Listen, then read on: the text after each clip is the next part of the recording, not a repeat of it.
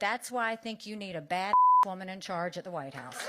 Nikki Haley is trying to break the highest glass ceiling in politics, but you won't hear her say so, at least not directly, and that's just fine with many of her admirers. I think we're past the point of talking about that.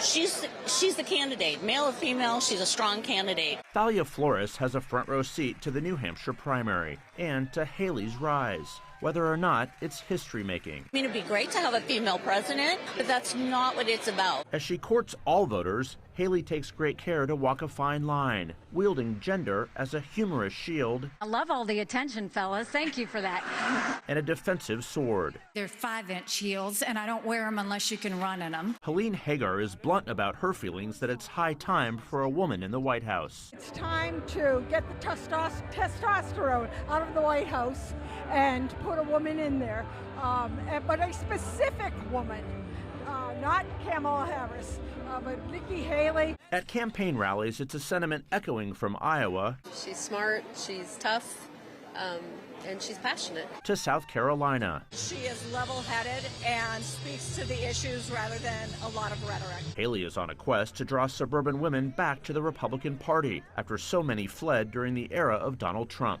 Her support among that key demographic is a leading reason she fares better in a hypothetical contest against President Biden, polls show, even as a strong majority of Republican women still back Trump. We know her as Crooked Hillary, but to Nikki Haley, she's her role model. Allies of Ron DeSantis are trying to compare Haley to Hillary Clinton in new TV ads that have been debunked as misleading. Haley is on the air with ads of her own, featuring her husband, a National Guardsman in uniform. American strength doesn't start wars, it prevents them. That's what I'll do as president. As the final chapter of the primary comes into view, Haley now rarely repeats a rallying cry from her announcement earlier this year. May the best woman win. She makes clear she's neither campaigning on gender politics nor identity, a balance voters like Aaron Jorgensen take note of. Just because you're a woman doesn't mean I'm going to vote for you. You have to be the right person.